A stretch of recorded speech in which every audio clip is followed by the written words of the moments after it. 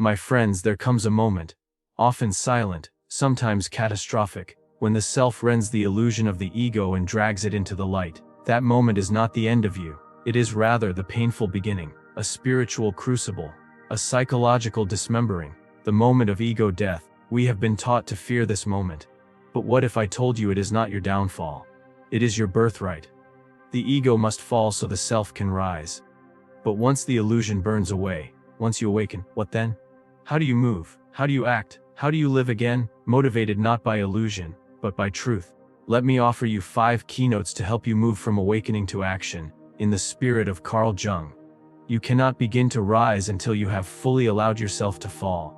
The ruins you now stand among, the fragments of who you once thought you were, are not just remnants of failure or illusion.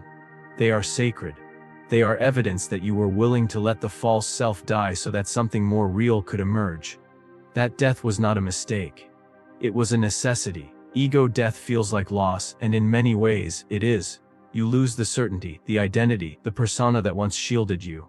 But in truth, you are losing a prison, not a home. The pain of ego death is the pain of transformation, not destruction. And while it may feel like everything has collapsed, it is only the illusion that has died. What remains is the raw, honest ground of being. It is uncomfortable because it is unfamiliar, not because it is wrong. And that discomfort, that sense of being lost, is a sign that you are waking up. The ruins are not empty. If you look closely, they are etched with symbols from your soul, traces of truths you once ignored, glimpses of passions you suppressed, whispers of a deeper calling. These ruins are alive with meaning. They are sacred ground. This is where the seeds of the self begin to stir. But you must not rush this stage. Do not flee the ruins in search of the next illusion. Sit among them, weep, if you must. Mourn the ego, not because it was true, but because it served you for a time. It protected you. It helped you survive. And now its time has passed. Like an old skin, it must be shed. The ruins are your initiation site. The ego had to be dismantled because it could not carry the weight of your truth. It could not hold the vastness of your soul. Now, in this space where falsehood has fallen away, you are free to meet yourself, perhaps for the first time. Do not fear the emptiness. It is not void. It is potential, sacred potential. What you build here will be rooted not in illusion, but in authenticity. From these ruins, the self will rise, not polished, not perfect, but whole. So stand in the wreckage, bless it, honor it, and then, when you are ready, begin to build, not to become someone else, but to reveal who you have always been. After the collapse of the ego, the instinct is often to search outward for something to replace what has been lost. We reach for distractions, people, titles, movements, anything to fill the vast silence that follows the death of our constructed self. But this outward searching only leads us in circles, back into illusions dressed in new clothes. The truth is, what you are looking for cannot be found out there. It never could. The moment of awakening is not an invitation to escape your life. It is a call to finally enter it fully from within. When the ego dies, what remains is not a void, but a doorway. And that doorway leads inward, into the quiet depths where the true self resides. You may not recognize it at first. The voice within is subtle, gentle, almost too quiet for a mind accustomed to shouting. But it is there waiting. To turn inward is to surrender to stillness. It is to listen not to the chaos of the world, but to the rhythm of your own being. This is not passivity. This is not withdrawal. This is the most courageous act of all. To stop running, to sit with yourself, and to ask, who am I, really, beneath the roles, the stories, the masks? Carl Jung taught that the unconscious is not a dark place to be feared, but a source of profound truth and guidance. Turning inward means engaging with that inner world. Your dreams, your symbols, your emotions, your shadow. These are not obstacles to your growth. They are the raw material of your becoming. They are messages from the self, asking to be heard, to be integrated, to be lived. You may feel unmotivated in this stage, not because you are lazy, but because your former motives have died with the ego. The ambitions that once drove you now ring hollow. This is not depression, it is detox. You are clearing space for a new source of movement, one that does not depend on external validation or fear of inadequacy. When you begin to live from the inside out, your actions no longer serve the ego's need for significance. They become expressions of inner alignment. You speak not to impress, but to communicate truth. You work not to prove your worth, but to embody your purpose. You love not to possess, but to connect. Inward is where the compass lies. Inward is where you find the strength that doesn't falter when applause fades. Inward is where the roots grow deep, so that when you rise again, and you will, it will be with integrity, with clarity, and with a quiet, unshakable power. Do not fear the inward path. It is not loneliness. It is communion with the self.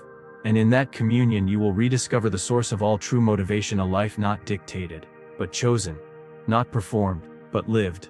After ego death, the world often loses its color, not because it has become dull, but because your old eyes no longer recognize what once captivated them. The pleasures that once drove you, status, praise, success, control, begin to feel strangely hollow. The dopamine fades, the rush disappears, and you're left with a raw, quiet question echoing inside: what now? That question is not a sign of failure, it is a sign of rebirth. The self is waking, and it will not be bribed by the fleeting. It is hungry for something deeper. Pleasure is easy to chase, it is immediate, it is addictive, it gives the illusion of forward movement, even if it leads nowhere meaningful. But after ego death, pleasure without purpose becomes unbearable. You begin to see that chasing comfort was never the same as following truth. The soul does not want to be pacified, it wants to be fulfilled. And fulfillment demands that you turn your gaze away from what is easy and toward what is meaningful. Meaning is not always pleasurable. In fact, it rarely is at first. Meaning comes with weight, with responsibility, with sacrifice. But unlike pleasure, meaning builds something lasting. It transforms, it connects, it elevates. While pleasure distracts you from your emptiness, meaning asks you to face it, and in doing so, to fill it with something real. To follow the thread of meaning, you must learn to listen to the language of the soul. This language is symbolic, nonlinear, often paradoxical. It speaks in dreams, in synchronicities, in quiet longings, in persistent questions. It nudges you through the things that hurt and the things that won't leave your mind. What calls you may not always feel good, but it feels right. That rightness, that undeniable inner yes, is the compass of meaning. This is the path Jung called individuation, the unfolding of your true self through the integration of your unconscious depths. It is not a straight line, and it will not always make sense to others, but it is yours. Meaning cannot be copied, borrowed, or manufactured. It is found in your unique wounds, your patterns, your story. What breaks your heart also opens your path. Ask yourself not, what do I want right now? But what am I being called to create, to learn, to heal, to become, even if it's difficult? Let that question lead you. You will know you are on the right path when, even in exhaustion, something inside you feels profoundly alive. When you serve meaning, motivation becomes sustainable, not because you are always excited, but because you are aligned. You will face resistance, yes, but you will also feel a deep, unshakable drive that cannot be replicated by external rewards. So let go of chasing fleeting pleasures. They were the ego's bait. Follow the thread of meaning instead. It will not always comfort you, but it will complete you. And in doing so, it will give birth to the truest kind of motivation, the desire to live a life that is not only full, but deeply, unmistakably yours. When the ego dies, so too does the compulsion to prove, to dominate, to be seen above all others. You are no longer driven by a thirst for superiority or applause, because you now know the hollowness that lies at the end of that path.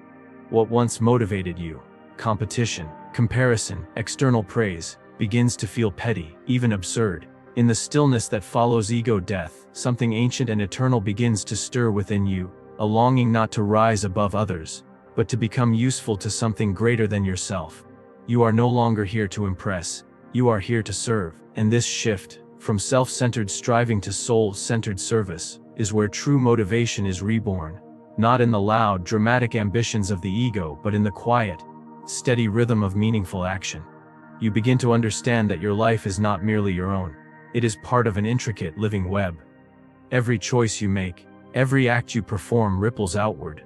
The smallest gesture can become an offering to the whole. To serve does not mean to become submissive or self-erasing. Quite the opposite. It means to embody the fullness of who you are, and to offer that fullness to the world. You become a vessel, not for egoic glory, but for purpose, truth, and connection. You are not trying to be important.